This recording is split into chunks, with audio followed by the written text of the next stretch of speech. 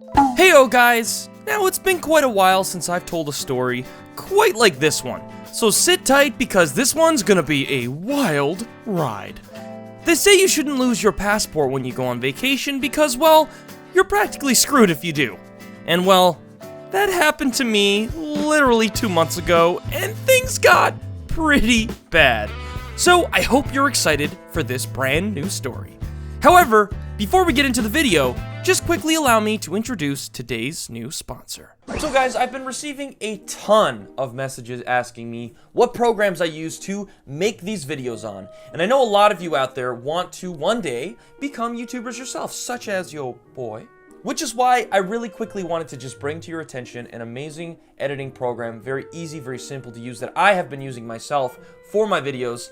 And that is behind me right now, called Filmora 9, and I want to quickly show you how it works so that you can download it, try it, and get started on your YouTube career. So guys, here I am on Filmora 9 just to give you a quick look. So it's a very simple, easy program, and I highly recommend for anyone out there that is new to editing. So we're going to quickly go and we're going to start a new project here, and I'm actually going to drop a video that was recently done already on the channel.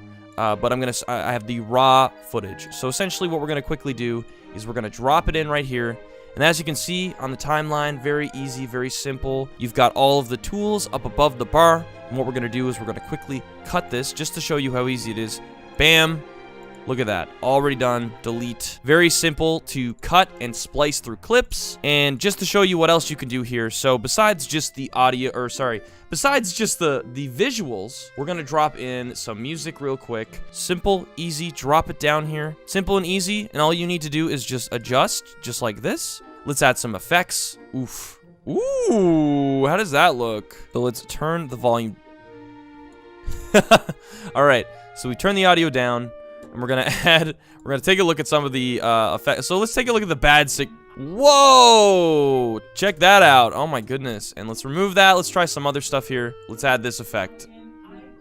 Ooh, that's very cool. I very much like that. So they've got other effects too. So they have lens flares that we can add into this. Let's see how that looks. Woo! Wow, awesome. So they've got a ton of effects, a ton of transitions, tiles. They have default templates that are great for credits, as you can see here. Super awesome, super easy, guys, super straightforward, and awesome effects. Lots of things to work with here. Oh, very nice. Wow, that's actually really cool. Oh my god. Hold on. Whoa, check this out. Oh! So Filmora is definitely something I highly recommend. Filmora 9. If you want to download this editing program, be sure to check it out. Links down in the description below. So as I was saying, losing your passport, which, by the way, fun fact, is really bad. Well, it definitely depends on where you're going, but going to another country and losing your identification will equal a really bad time, if not a terrible situation that you don't want to get yourself in. So let me just get right into this story. So this takes place a few months ago, when myself and my girlfriend had decided to go on a trip to Florida. It was gonna be our first trip ever together, and considering how brutal our winter was, we were pretty desperate to get out of the province and head down south to America to get some of that good old-fashioned sunny D. Not that we don't get the sun here, but yeah, we kinda just don't really get it much, so we got icebergs though. I mean, that's pretty cool. Literally. Anyways, moving on. So after booking our trip and waiting those long dark months, we finally come to the day where we pack for our trip and we head out to wacky, crazy Florida. A place where news headlines can't be made up and about every body of water has a crocodile or alligator in it. Or both. Both is good. So we fly on the plane and land in Orlando. Things are going pretty great. However, there was a lady who sat next to me on the really tight squeeze plane we were on who kept sneezing and coughing, which I wasn't a fan of, by the way. But other than that, things were swell. After we landed, myself and my girlfriend excitingly head to grab our luggage and, of course, grab our Uber to our hotel. The funny thing about this whole predicament was the irony of what myself and my girlfriend were talking about while waiting for our luggage. For some random reason, she had brought up what would happen if you were to lose your passport. I so jokingly responded, that it would be a very expensive and unfortunate mistake, and that you can't be stupid with your passport. Boy, did I regret saying that now. So we get our luggage, get blasted by the Florida heat, and hop in our Uber. The lady who picked us up was nice, but could clearly not speak English very well, which wasn't really an issue, until I realized that I couldn't find my passport. Yup. Frantically panicking as I searched literally all of my bags, I had come to the unfortunate conclusion that I had somehow lost my passport. Did I leave it on the plane? Did it fall out of my bag? I have no idea, but it was gone, and I was freaking out. Now, if you didn't know, I'm Canadian, so the only way in and out of your country is to, of course, have a passport. So once you get into a country and you lose that, you can't exactly just leave. Now, there are some exceptions, but this isn't how I wanted to start my first ever vacation with my girlfriend. So, yeah. The poor Uber driver could clearly see that I was panicking for some reason, and I, of course, asked her to take us back to the airport, which wasn't cheap, by the way. We run in, me, of course, panicking to get help, and to my surprise, literally no one who worked there knew what to do. From the airline not being present at all, to the service desk, and lost and found having no clue what I could do, I was essentially helpless. I have traveled many times in my life, and I have never felt so crushed in the first hour of a vacation. I was scared, frustrated, and very disappointed in myself because all I could think about is how I just ruined myself and my girlfriend's first vacation together. She was actually very supportive and calm during all of this happening, which I was very thankful for, but shout out to anxiety. Anyways, after spending about 2 hours at the airport, we take our losses and we just head to our hotel. The hotel was very nice and welcoming, but it's hard to enjoy that when you're stressing out about how you're gonna get out of America in 5 days, so that sucked. Anyways, after Googling out my problem, like I usually do, and seeing that I could be stuck in America for up to 3 weeks figuring this issue out, I decided to make some calls instead.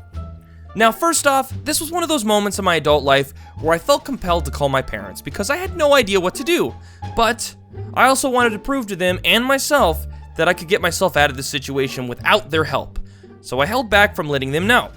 I had to call so many different places that night, from the airlines, which by the way, didn't even pick up the phone, to the Canadian Embassy, which thankfully the embassy were the right people to contact. They had essentially given me two options. Either I fly to the border and get someone to drive me back to Canada, which was not happening, or I drive to Miami and go to the embassy myself to get the documents, which of course I had no other choice but to choose. Surprise road trip time! So we rent a car, we plan the trip, and about 2 days later we head off to Miami. Not exactly what was planned, but we were trying to make the most of it. We weren't a fan of waking up 4 a.m. to get to Miami though, that kind of sucked. See, we were on a deadline, so if we wanted to get this passport stuff done, the embassy told us we had to be there by 8:30 a.m. So yeah, surprise. Anyways, fast forward, we get to Miami, and it is hot. And it was also 5 hours, by the way, so we woke up pretty freaking early. The traffic is all over the place, and not so surprisingly, the place felt sketchy as frick. I've been to Miami before, but there was definitely something different about the place this time. I was lucky to bump into an old friend, however, while I was on the trip, who also happened to do YouTube. His name was Ariel, and we managed to hang out for a bit and enjoy our time in Miami as best as we could. After a long day of hanging out and waiting for the paperwork to get done, the Canadian Embassy had called me and told me that everything was set and ready to go. I could finally get out of America! Excited and enthusiastic to get back to enjoying our vacation, we get the papers, say bye to Ariel, and make our way back to Orlando. The drive itself was so freaking long, and the traffic, don't even get me started. Eventually, we got out, and we were almost back to our hotel. Things in the story, however, aren't quite cut and dry. It was about 8:30, 9 p.m. when we were almost back to our hotel. Myself and my girlfriend are just enjoying some music and trying to stay awake as the drive was 4 hours, and all of a sudden, this car zooms by us, probably going 200 on the road, which was absolutely insane, but whatever. Moments later, we could hear faint siren noises coming from behind us, Literally, 6 cop cars with all their sirens blazing and their lights going crazy zoomed right behind us, pursuing this car, which we're assuming. Not exactly what I was looking for to wake up, but oh boy, did it do the trick. Probably something from Live PD, but who knows.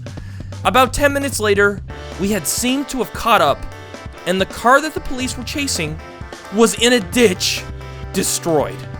And the cops were all over the place. Definitely not something we wanted to see during our vacation, but at this point, we were almost home and we were exhausted. We just wanted to get back to our bed. Anyways, fast forward, we finally make our way back and enjoy our last 2 days in Florida. On our last day, we take my papers, go to the airport, go through customs, and all is well. Then, while we're waiting to board the plane, I get called up to the front desk. Feeling really confused about this, I go up, and here is this man who looks at me with an interest on his face, clearly an employee with the airline that I was with. And he asks, "Are you Jordan?" And I'm like, yeah? "Is this yours?" He hauls out my passport. My passport was on the plane. I got off this entire time, and no one told me? Anyways, my passport was no longer valid since I had to report it to the embassy as lost. But I couldn't help but chuckle after all we've been through. It was a short, chaotic first trip for myself and my girlfriend, but a trip we will surely never forget.